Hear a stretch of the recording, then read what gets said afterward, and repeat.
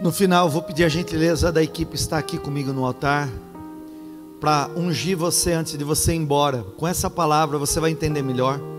E eu quero orar para que a unção, a Bíblia fala que a unção quebra todo jugo. Então eu vou pedir para a equipe se posicionar. Ela vai estar com luva, com máscara, mas vai ungir você, selando essa palavra em nome de Jesus. Atos, capítulo de número 12, diz assim: nessa ocasião, o rei Herodes prendeu alguns que pertenciam à igreja, com a intenção de maltratá-los, e mandou matar à espada Tiago, irmão de João. Vendo que isso agradava aos judeus, prosseguiu, prendendo também Pedro, durante a festa dos pães sem fermento. Tendo-o prendido, lançou no cárcere, entregando para ser guardado por 4 escoltas de 4 soldados cada uma. Herodes pretendia submetê-lo a julgamento público depois da Páscoa. O verso 5 diz: Pedro então ficou detido na prisão. O apóstolo Pedro foi preso, mas a igreja orava intensamente. Pense numa oração intensiva, uma oração intensiva. A igreja orava intensamente a Deus por ele, uma oração intensiva com propósito. Diga comigo: oração intensiva com propósito. Fala de novo: oração intensiva e com propósito. Na noite anterior ao dia que Herodes iria submetê-lo ao julgamento, Pedro estava dormindo entre 2 soldados, preso com 2 algemas, e sentinelas montavam guarda à entrada do cárcere. Repentinamente apareceu um anjo do Senhor, e uma luz brilhou na cela. Ele tocou no lado de Pedro e o acordou. Depressa, levante-se, disse ele. Então as algemas caíram dos punhos de Pedro. O anjo lhe disse: vista-se e calce as sandálias. E Pedro assim fez. Disse-lhe ainda o anjo: ponha a capa e siga-me.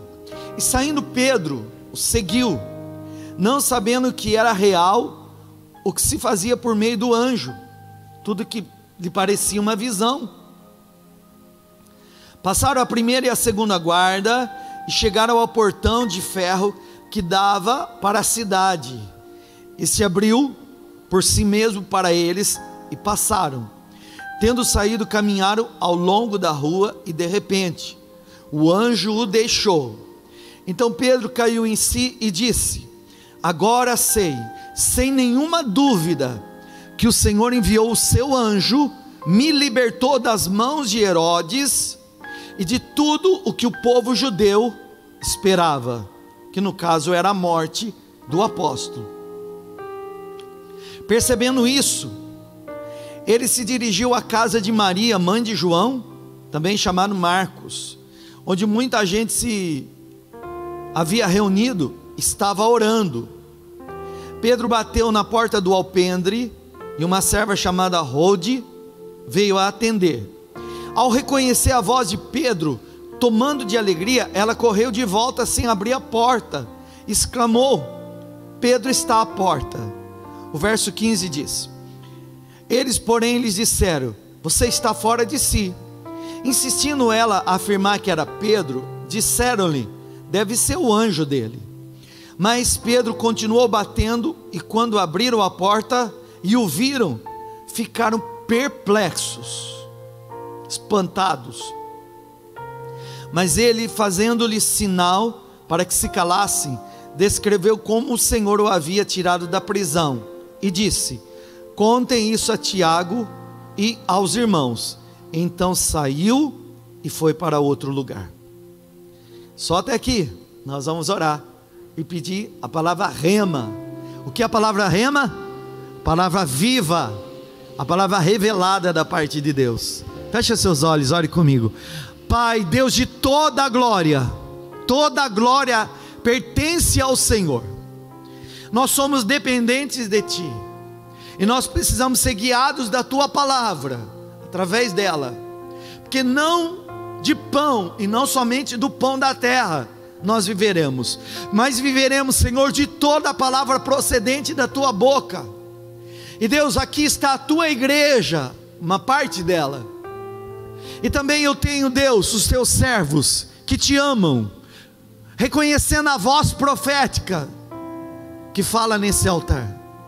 E Pai, então fala agora conosco, nos orienta, abre os olhos do nosso entendimento, e fala mais do que eu possa falar, Espírito Santo.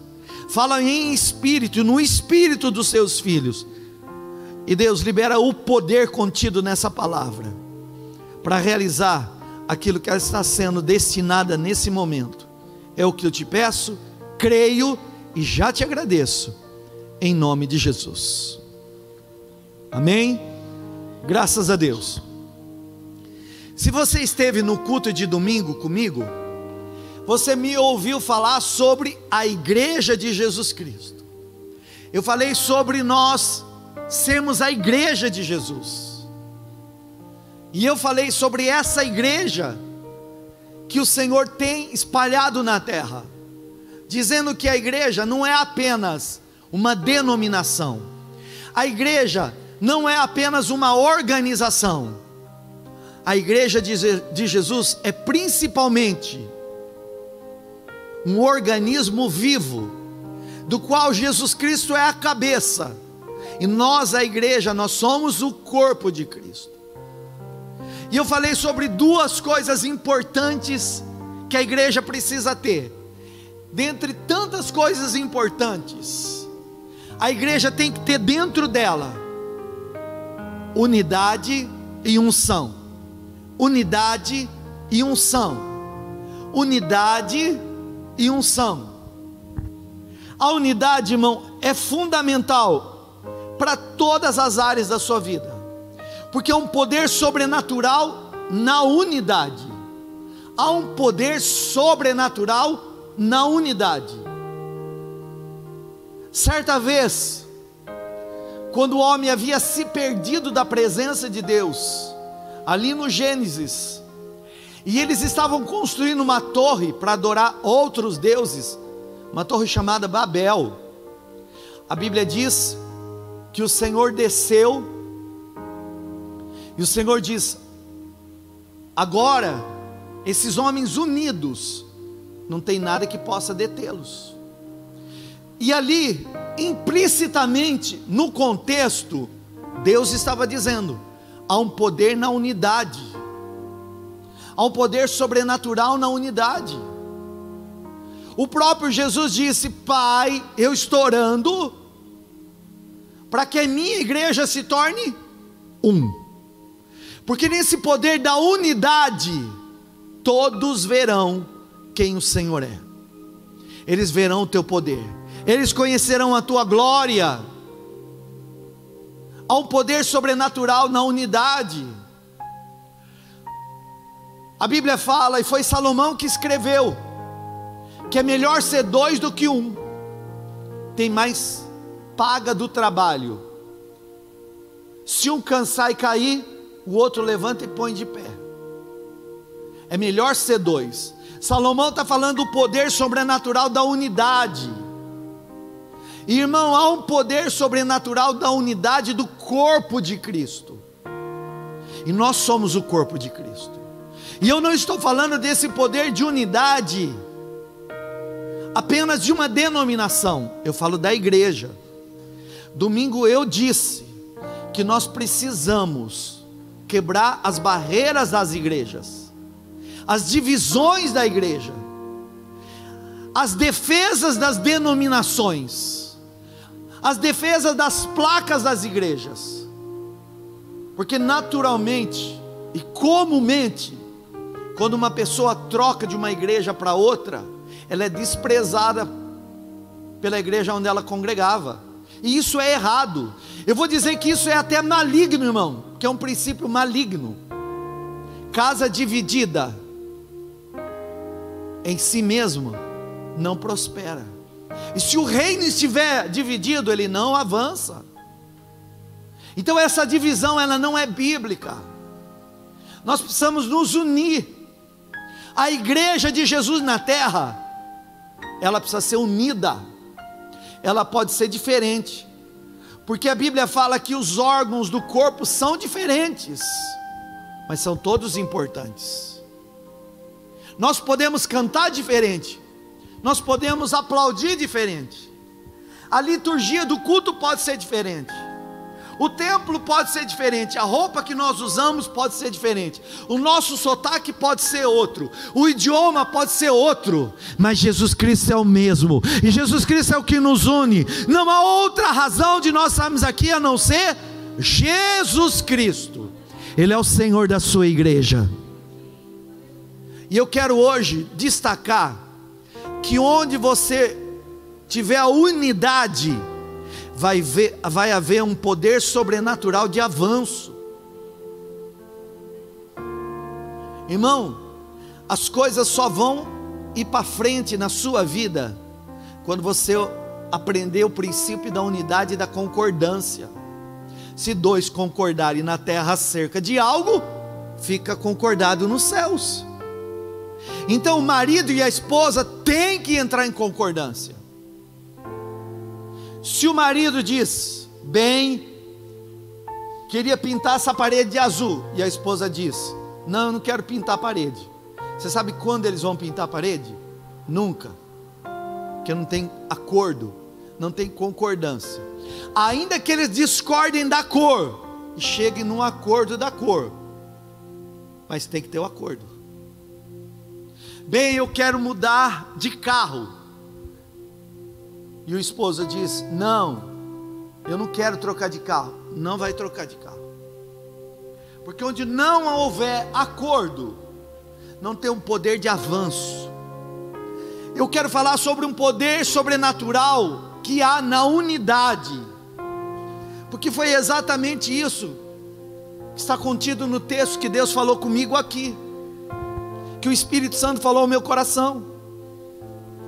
O Senhor me disse: dá uma olhada nesse texto, e você vai ver três cenários acontecendo na vida do apóstolo Pedro e da minha igreja.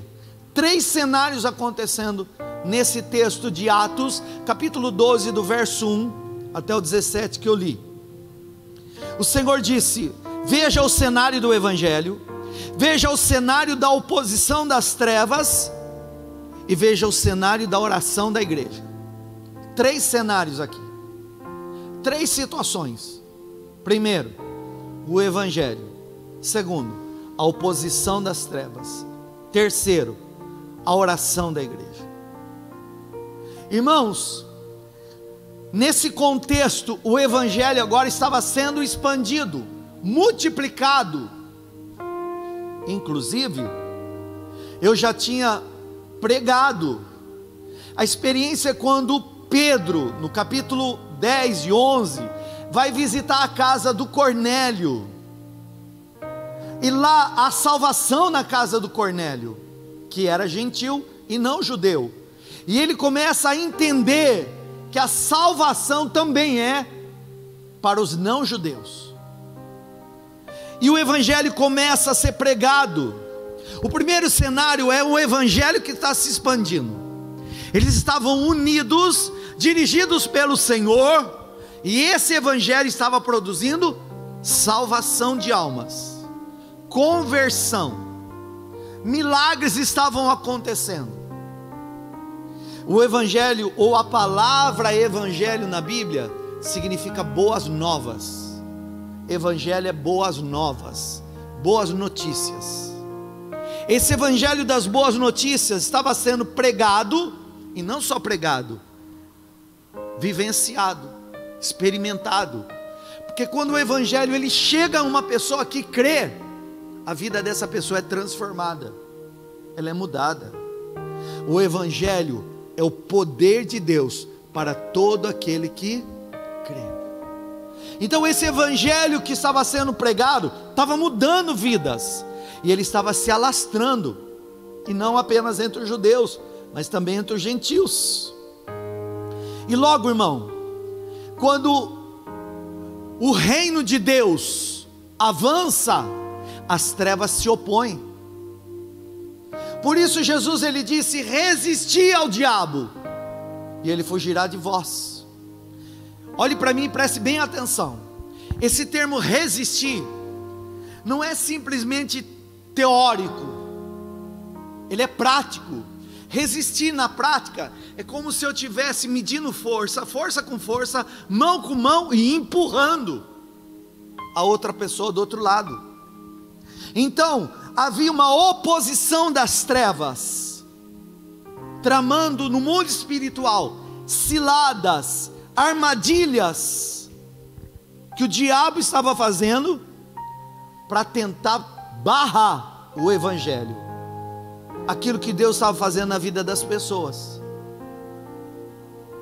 Irmão, sempre que você se dispõe em Deus a crer no que Deus está falando com você, o inimigo vai se levantar contra aquilo que Deus falou. E é exatamente aqui nesse texto que você vai ver de uma forma clara. O diabo viu que da primeira vez deu certo, ele tentou de novo. O texto começa falando que Herodes, ele mandou prender Tiago e matou Tiago. E isso alegrou os judeus endemoniados em questão ali. E aí o que ele pensou? Bom, se isso deu certo, politicamente funcionou, o diabo incentivou ele agora a prender Pedro. Porque o diabo faz assim: onde ele vê que uma vez ele investiu e deu certo, ele tenta de novo. E aí, irmãos, a Bíblia fala que o diabo, quando sai, ele vai nas regiões áridas, e não encontrando lugar para ficar, ele volta, encontrando a casa vazia e adornada, entra e traz consigo mais 7. E o segundo estado agora é pior do que o primeiro. Então o diabo, ele tenta nessas investidas. E Herodes viu: eu matei o Tiago, deu certo, criei uma popularidade. Herodes pensou: agora vou fazer isso com aqueles que naquela época, ou com aquele que naquela época era considerado um dos líderes da igreja, o apóstolo Pedro. E ele fez. E ele manda 16 soldados para prender Pedro. E eles prendem Pedro. E eles levam Pedro preso. E Pedro está amarrado. E não só amarrado, escoltado. Eles estavam num período chamado da festa dos pães ázimos. O Senhor decretou dizendo: todas as vezes na Páscoa vocês devem comer um pão sem fermento, e coloque dentro desse pão uma erva amargosa. Por isso que é ázimo, sem fermento e amargo, para vocês lembrarem o tempo da escravidão do Egito. E eles estavam exatamente naquele tempo de se comer o pão amargo, ázimo, que era ali junto com a festa da Páscoa. E Pedro estava naquela cela, porque no outro dia, quando ele acordasse, Herodes ia mostrar ele para o público e novamente ia matá-lo. Então havia uma sentença final, uma sentença de morte.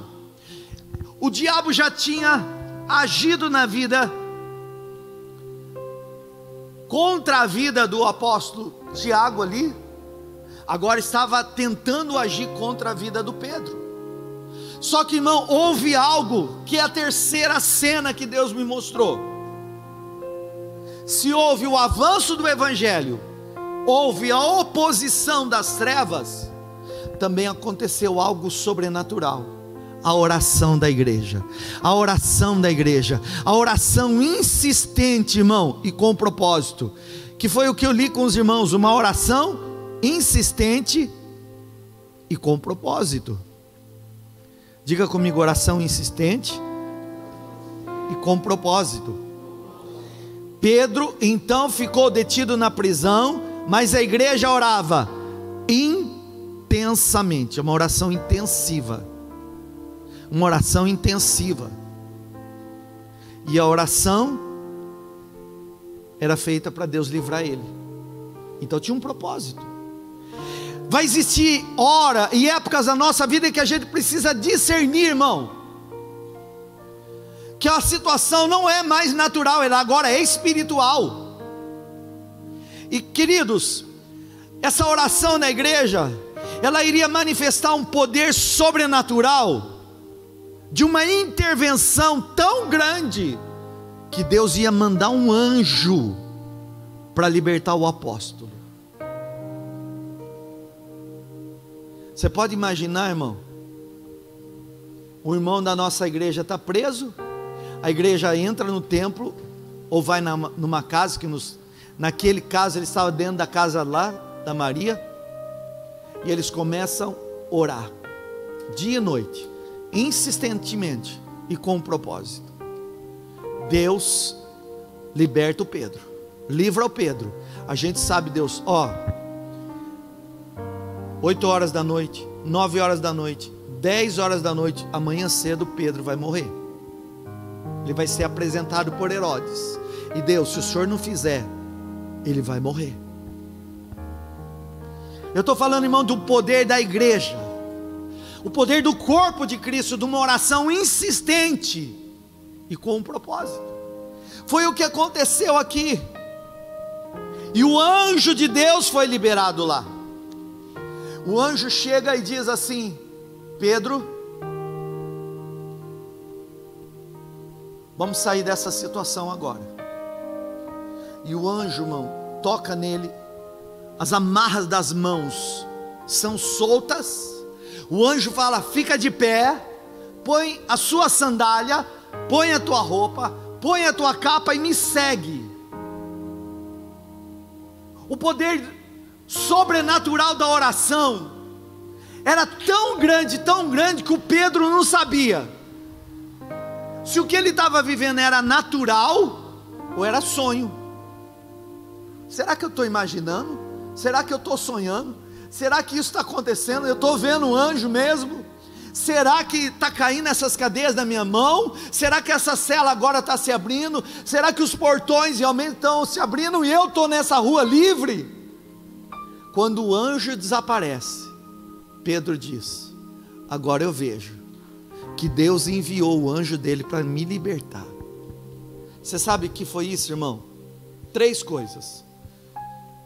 O evangelho estava sendo pregado, o diabo levantou uma oposição, mas logo através da oração veio a intervenção poderosa de Deus. Uma intervenção poderosa de Deus, pela oração insistente e com um objetivo.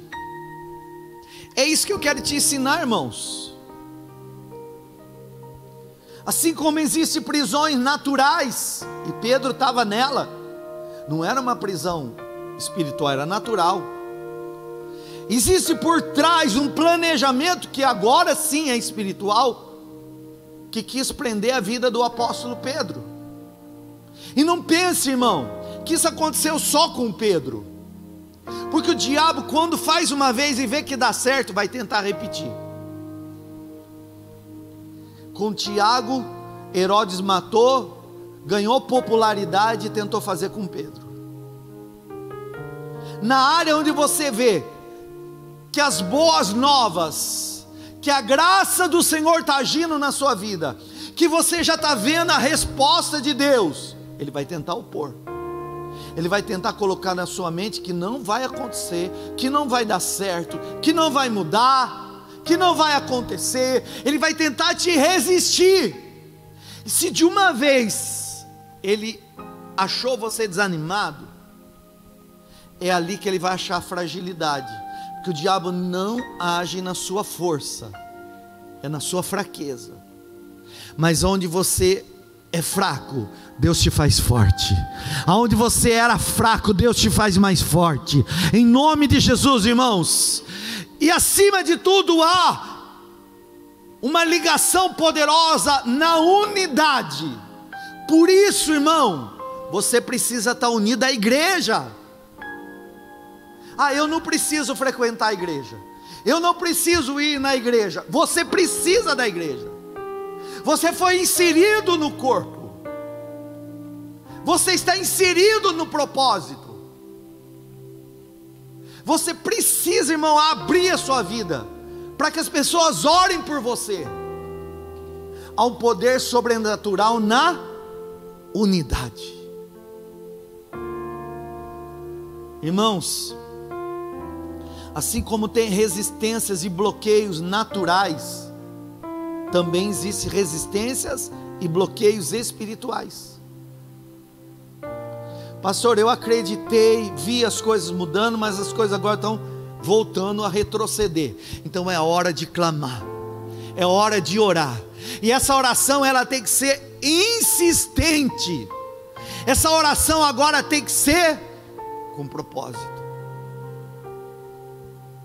Eu tenho um alvo na minha oração, e eu sei que Deus me vê, Deus me ouve e Deus me responde. Deus te vê, Deus te ouve e Deus te responde. Deus te vê, Deus te ouve e Deus te responde. Estenda a tua mão para quem está perto de você e diga: Deus te vê, Deus te ouve e Deus te responde.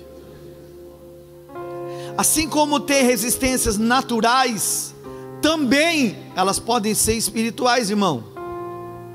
Só que para isso, Deus levantou a igreja dele na terra, para se opor às obras do diabo. A cabeça pensa na resistência, mas é o corpo que resiste. A cabeça é Cristo, a igreja é que resiste.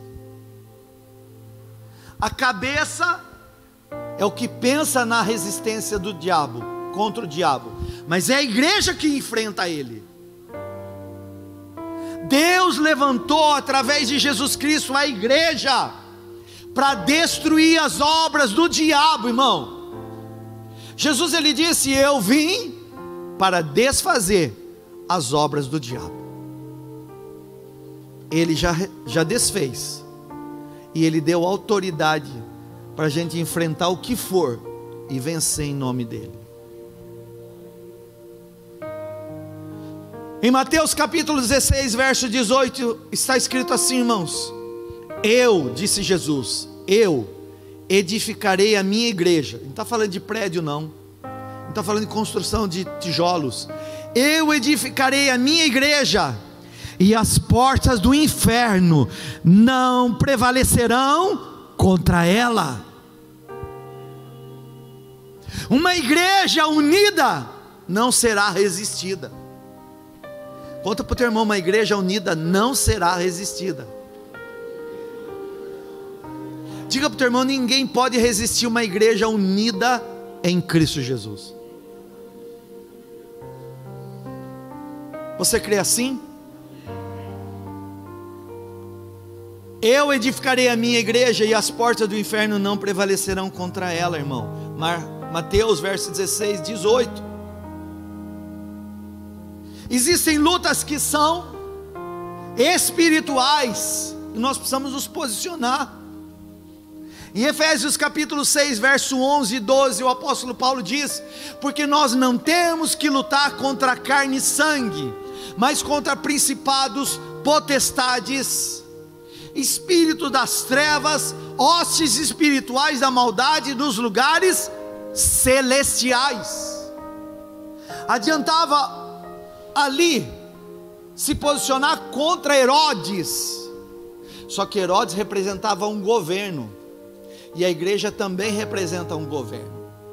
Se Herodes representava o governo do inferno, a igreja representa o governo dos céus. Irmão, escuta, nós estamos num ano decisivo de eleições, e nós avançamos muito.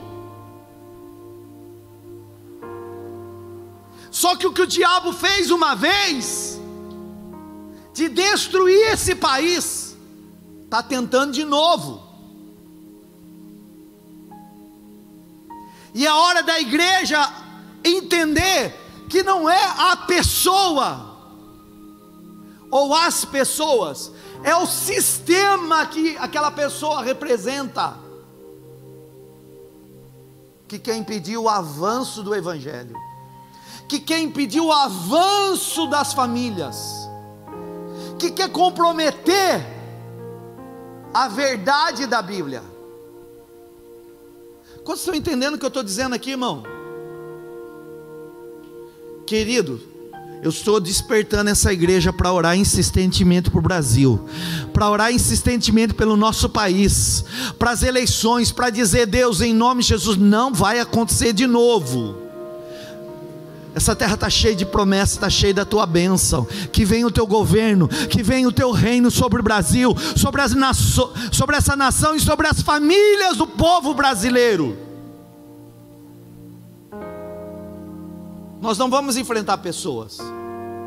Atrás dessas pessoas tem uma representatividade de um governo maligno, que quer doutrinar os nossos filhos com mentira, com base de coisas que não estão na palavra. E aí, irmão? E aí que nós vamos ter que ser igreja. Queridos, entenda que a igreja é uma instituição de Jesus na terra, porque é a igreja que vai mostrar o plano de Deus para a terra, é a igreja que vai anunciar o reino de Deus para a terra, é a igreja que vai ser o balizador da vida de Jesus na terra. Nós somos a igreja, você é a igreja, você é membro do corpo de Cristo. Você não é membro de uma instituição, de uma organização, de uma denominação. Você é mais do que isso, irmão. Você não é da terra, você é do céu. Você pertence ao reino do Senhor, e você é membro do corpo da igreja chamada Igreja Mística de Jesus Cristo. A igreja não é organização, é organismo. E quando a igreja se une, irmão, ela libera a unção de Deus. Quando a igreja se une, Deus ouve, Deus responde a oração do seu povo. Irmão, quando a igreja está unida, Deus ouve e Deus responde a oração que nós fazemos. Você crê nisso? Em Deuteronômio 32:20 diz que 1 afugenta 1000, 2, 10.000. Se um ungido de Deus já afugenta 1000 capeta, 2 é 10.000. Imagina nós, irmão, o que nós vamos fazer unidos. Imagina a resistência que nós podemos ter, e a ação dos anjos de Deus trazendo respostas a essa terra. As famílias precisam disso, irmão. As crianças dentro dos lares já estão perdendo a identidade. Elas não sabem mais quem são. Hoje eu vi uma reportagem dizendo que não está no Brasil ainda, mas há uma agenda global dizendo que vai acabar a palavra leite materno, vai ser leite humano, porque estão desassociando a figura de maternidade e paternidade. E eu não quero isso na minha casa.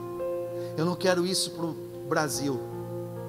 Eu não quero isso influenciando os nossos filhos, irmãos. Nós precisamos atentar, promover daquilo que o diabo já tentou uma vez, está tentando de novo, e nos posicionar em oração, dizendo: você não vai prender o Evangelho de Deus. Queridos, nós precisamos nos unir. E eu falo, inclusive, aos meus amigos pastores que assistem ou vão assistir: irmão, acabou essa história de defender placa. Vamos defender o reino. Acabou de disputar conquista do braço. É hora de conquistar no joelho. Nós somos iguais, diferentes do propósito, em propósito, mas iguais na unidade. Irmãos, a oração de um justo, ela pode muito em seus efeitos. Tiago 5,16. A oração de um justo pode muito em seus efeitos. A única oração que Deus não responde é a oração que você não faz. A única oração que Deus não responde é aquela que você não faz. Porque Deus ouve. Primeiro, Deus te vê, Deus te ouve e Deus te responde. Vamos lá? Deus te vê, Deus te ouve e Deus te responde. Conta para o irmão pertinho de você. Deus te vê, Deus te ouve e Deus te responde. Então qual é a oração que Deus não responde? A que não foi feita. Outra coisa que o Espírito de Deus me falou, irmão, é que Deus não se move pelo seu medo, Deus se move pela sua fé. Deus não se move pelo seu medo, Deus se move pela sua fé. A oração pode até nascer de uma necessidade, só que depois ela precisa ser guiada pelo Espírito Santo de Deus. Eu posso buscar em oração por uma necessidade, mas o Espírito Santo intercede através de mim, com gemidos inexprimíveis, e Ele ora, Ele intercede. Então a necessidade pode me levar à oração, mas depois na oração, eu tenho que ter sensibilidade para orar a oração que Deus quer que eu faça. A oração começa na necessidade, mas depois ela tem que ser guiada pelo Espírito Santo. A oração no momento é: Deus, se o Senhor não salvar o Pedro, vai acontecer igual o Tiago, Herodes vai matar mais um. Herodes já fez uma vez, o diabo já fez uma vez, quer fazer de novo. Quantos casamentos estão sendo destruídos? E o diabo está dizendo: já fiz uma vez, já baguncei a sua família uma vez, eu já baguncei a sua vida, mas já baguncei a sua vida uma vez. Só que agora é tempo de dizer: o que você fez uma vez, não vai fazer outra vez. Eu te resisto, em nome de Jesus. Eu sou a igreja, e eu vou me levantar numa oração insistente e com um propósito. As cadeias vão ser quebradas. Toda obra do inferno contra a minha vida não vai prevalecer. Toda ação das trevas contra a tua vida não vai ficar. Em nome de Jesus, vindo o inimigo sobre a tua vida como uma corrente de águas, o Senhor levantará a sua bandeira sobre você. Mais são os que são a teu favor do que os que são contra. Eliseu, ele viu a batalha se formando, o moço estava desesperado do lado dele, e ele disse: Deus, abre os olhos desse moço para ver o quanto nós temos ao nosso favor. E ele viu os anjos do Senhor ao pé da montanha, estavam todos preparados para lutar em favor deles. Maior é os que são a favor de você dos que são contra a tua vida. Em nome de Jesus, em nome de Jesus, eu já estou anunciando o fim de toda a arquitetação maligna contra a tua vida. Todo projeto do diabo que de novo se levantou contra você vai ser falido, vai acabar, vai cair por terra, vai ser desfeito em nome de Jesus. Por um caminho ele veio, por 7 caminhos vai retroceder em nome de Jesus.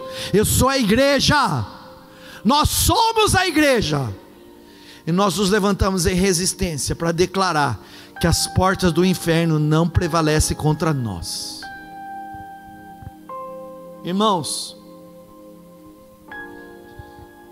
3 cenários ali: o evangelho, a oposição das trevas e a oração da igreja. O evangelho fala de tudo que é maravilhoso que Deus está fazendo na sua vida. Quantos creem que Deus está fazendo coisas maravilhosas na sua vida? A oposição é o diabo tentando frustrar, tentando frustrar os planos de Deus. Mas vem o Espírito Santo, que traz você nesse culto, para te dar uma estratégia desse momento. A oração da unidade, a oração insistente com propósito. Você está entendendo isso, irmão? A igreja se uniu, e quando ela se uniu em oração, ela liberou a intervenção sobrenatural de Deus, irmão. É isso que eu quero que você entenda hoje. Há um poder sobrenatural de Deus na unidade. Papai, mamãe, não dá mais para falar: ah, vou deixar os meus filhos do jeito que está, que eu cansei. Não, junta o teu esposo, a tua esposa, e vai orar para o teu filho.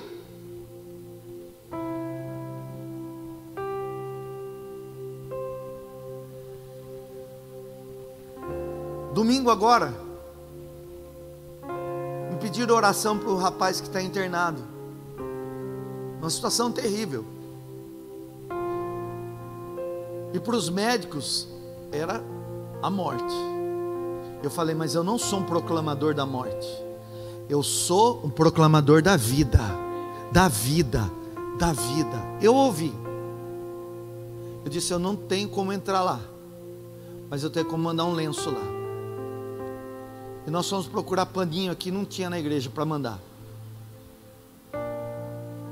Pegamos uma toalha de papel, essa toalhinha que a gente usa, toalhinha de boca, para limpar a boca. Eu orei, ungi a minha mão, coloquei o papel na mão. Eu disse: Deus, o Senhor é Senhor da vida desse homem, e eu estou falando que todo mal, tudo aquilo que o diabo tentou fazer, e tudo aquilo que a sentença de morte seja revertido pela vida, que ele seja curado. O Espírito Santo cura a vida desse homem. E Deus, eu coloco, não misticamente, profeticamente, a tua unção aqui. Quando esse lenço tocar esse homem, confirma a cura que nós estamos orando aqui.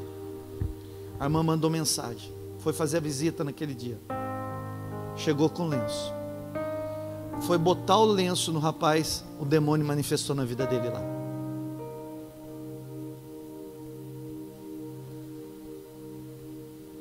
A Bíblia fala, quando os apóstolos enviavam aventais e lenços, os demônios saíam e os enfermos eram curados. O mesmo Deus que é ontem, é hoje e vai ser para sempre. Nós cantamos que Ele é o Alfa e o Ômega, o princípio e o fim. E é Ele que tem a sentença final. Nós precisamos ter a sensibilidade. A gente vai começar a orar pela necessidade, mas depois a gente engata o Espírito Santo e diz: Senhor, ora através de mim. A gente diz: agora o Senhor vai guiar, porque eu não vou orar na minha alma, eu não vou deixar as minhas emoções orar, eu vou orar a minha fé. E eu creio que o Senhor é Deus, e é poderoso para reverter toda e qualquer circunstância. Irmãos, há um poder sobrenatural na unidade. O fato de você e eu seguirmos a Jesus Cristo, e até fazer o que é certo, andar no caminho da verdade, não significa que você não vai passar por adversidade. O próprio Jesus disse: no mundo tereis aflições, mas eu venci o mundo. João 16:33. Ainda que eu passe pela adversidade, eu tenho uma certeza: aonde eu for, a presença de Deus vai comigo. Pedro estava preso, mas a presença de Deus estava lá, e a igreja estava orando para ele ser liberto. Às vezes, irmãos, o Senhor te livra do fogo, você não vai passar pelo fogo. Às vezes Deus te livra no fogo. Às vezes Deus vai te livrar da prisão. Às vezes Deus vai te livrar lá dentro da prisão. Às vezes Deus vai te livrar da resistência. Às vezes a resistência vai ser o livramento vai ser no meio da resistência. Às vezes Deus vai te livrar dos abalos. Às vezes, é quando você está abalado que você vai experimentar o livramento de Deus. Não importa como Deus faz, importa que Ele está fazendo essa obra poderosa na sua vida. Há um poder sobrenatural de Deus aqui hoje. Há um poder sobrenatural de Deus que está agindo sobre você agora, que mesmo em tempos difíceis, Ele está cuidando da sua vida. Mesmo em tempos de adversidades, irmão, Ele se interessa e se move ao teu favor. A dificuldade, ela pode ser a grande oportunidade de você viver uma nova experiência com Deus. Querido, Pedro nunca tinha vivido aquela experiência. Olha que ele já tinha vivido várias. Na mão dele o pão multiplicou, o peixe multiplicou, ele andou sobre as águas. Ele estava no monte da transfiguração quando Jesus se transfigurou em Deus. Ele viu muita coisa, mas aquela situação era nova. Agora ele estava preso. Era uma dificuldade, era uma adversidade, mas aquela adversidade estava escondendo uma grande oportunidade dele viver o que até então ele nunca tinha vivido com Deus. Eu não sei o que você está vivendo agora. Pode ser no teu espírito, na tua vida espiritual, pode ser nas suas emoções, pode ser até fisicamente no teu corpo, pode ser inclusive lá no teu casamento, na tua família, relacionamentos, pode ser no teu trabalho, no teu ministério. Seja onde essa dificuldade ela se instalou, Deus pode reverter essa dificuldade e gerar a maior oportunidade que você tem para viver uma experiência nova com Deus. Eu quero profetizar que no meio dessa adversidade vai brotar a grande experiência, uma grande oportunidade de você viver uma nova experiência com Deus. Eu estou falando pela fé, aquilo que eu creio. Essa dificuldade, ela pode se tornar a grande oportunidade de você viver uma nova experiência com Deus. Essa dificuldade que você está vivendo nesse momento, pode ser para você a grande oportunidade de você viver uma nova experiência com Deus. Deus vê, Deus ouve e Deus responde. Conta para a pessoa perto de você: Deus te vê, Deus te ouve quando você fala, e Deus te responde em Cristo Jesus. Quantos creem nisso? Levanta a tua mão ao céu e diga: Pai, eu te agradeço, porque eu sei que o Senhor está me vendo agora. O Senhor se interessa pelo que eu estou vivendo. O Senhor ouve a minha voz, atende ao meu clamor. O Senhor me responde, e eu não saio desse culto sem a tua resposta hoje, em nome de Jesus.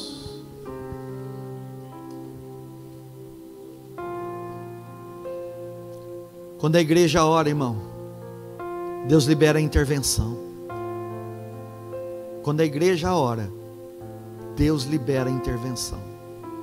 É tempo dessa igreja se levantar para orar pelas famílias. É tempo de nós orarmos pelas famílias.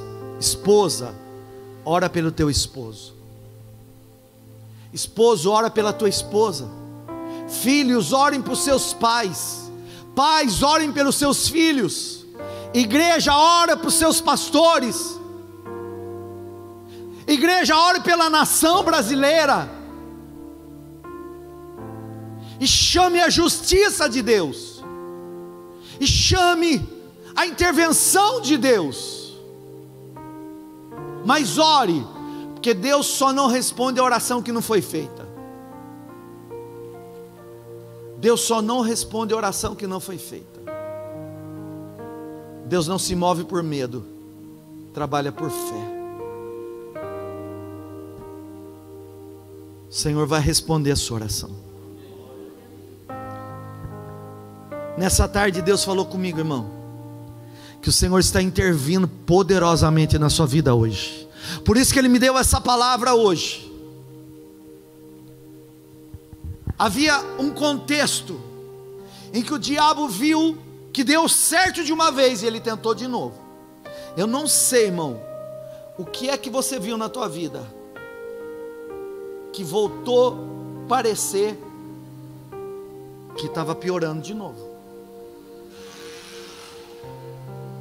Foi o que aconteceu. O diabo viu, deu certo, deu agir na vida do Tiago. Agora, se eu desestabilizar matando Pedro, eu acabo com o evangelho.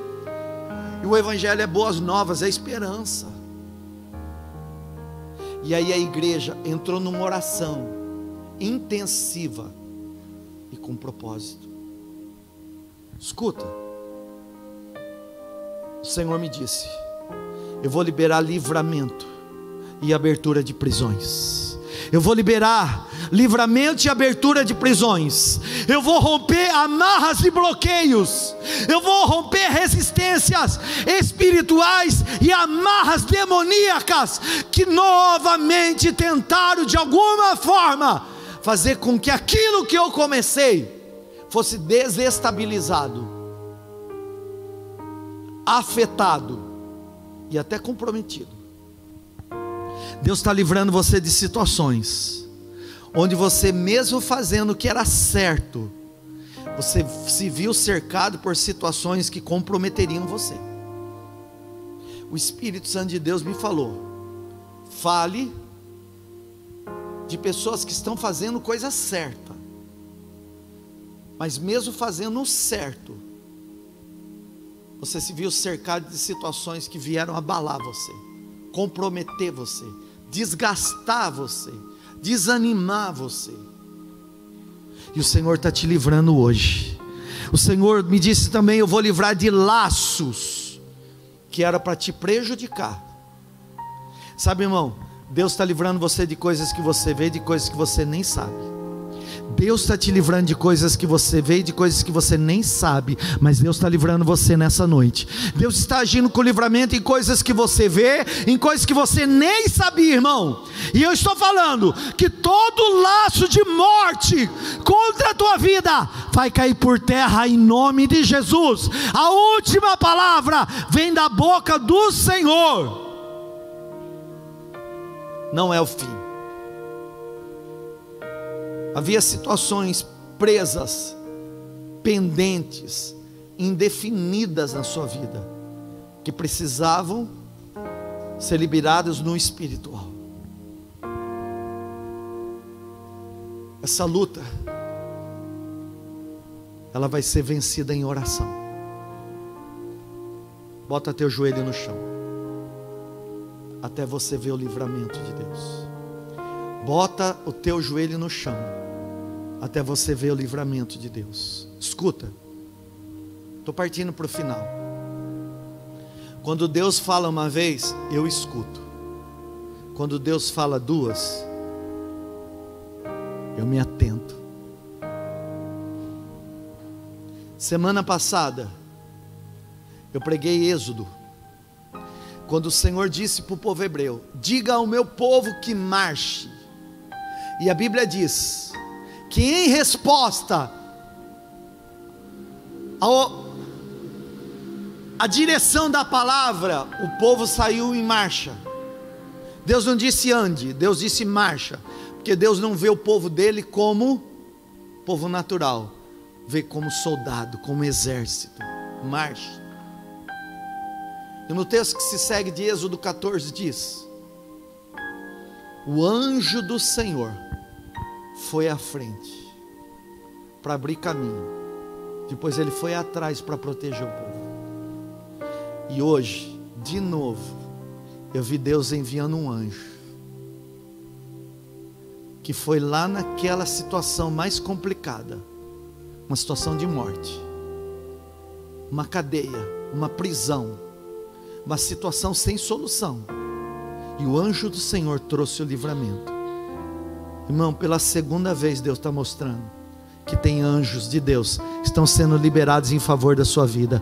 Tem anjos de Deus que estão sendo liberados em favor da sua vida, e eles vão trazer a resposta que você estava pedindo, a resposta que você estava clamando, irmão. A oração do justo pode muito em seus efeitos. o Senhor me mandou te dizer: a sua oração vai mover os céus em seu favor. Olha bem nos olhos do teu irmão e diga: a sua oração vai mover os céus em seu favor. Eu posso orar com você aqui hoje? Eu posso orar com você aqui hoje? A oração do justo pode muito em seus efeitos. Nós vamos orar por isso.